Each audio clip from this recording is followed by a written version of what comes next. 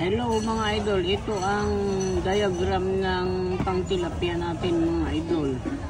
So, bili ka ng tie wire na half kilo. Yan o, yung panali ng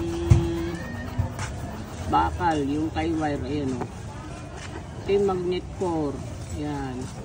Ang haba, tabuan mula dyan hanggang doon, 12 cm long. Ang haba mga idol. Ngayon, dito, punta tayo dito. Itong ano niya, yung bilog niya. Yung laki ng bilog niya, 1 inch. O kasi laki ng 5 piso na silver, mga idol. Wag yung tanso kasi masyadong malaki.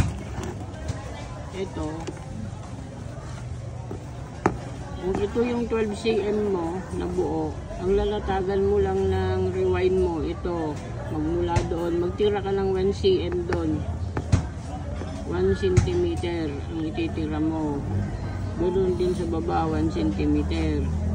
Bali, ang lapad lang ng re-rewindan mong ganoon, magmula dito hanggang doon, ito, 10 cm, ayan o. Yung lapad ng rewind mula dyan hanggang doon 10 cm yung lapad, yung primary mga idol, yung primary yan. Ngayon ang bibilhin mong wire 1/2 kilo na copper wire, yan o, magnet wire, gauge 16 yung bibilhin mo. Tapos ang rewind mo 4 na patong 4 layer, ayan o.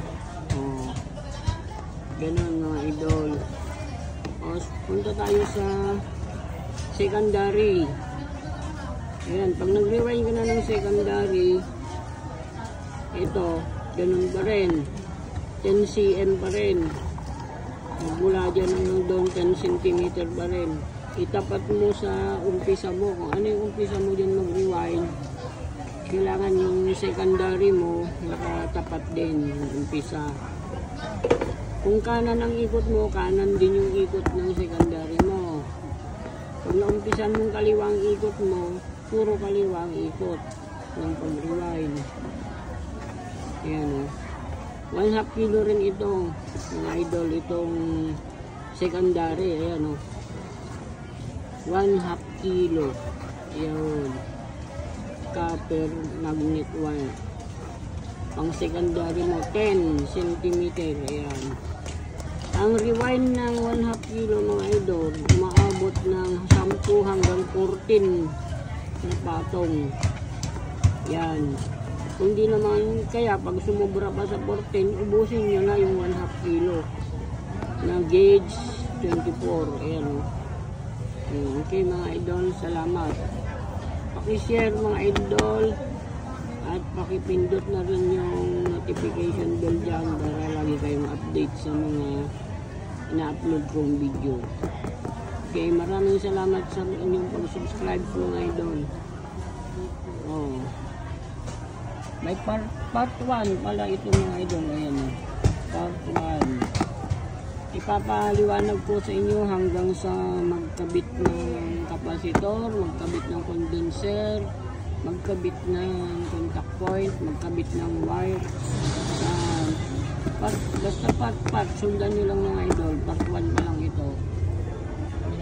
Dito tayo sa palengke mga idol. Sinisingit-singit pa rin natin yung ating pag-video.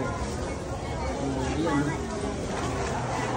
Okay, bye-bye mga idol. Maraming salamat sa inyong panunod. Ayan Yan si idol natin taga San Jose yan, gusto rin niya magkaroon ng aparato mga idol. Bye bye.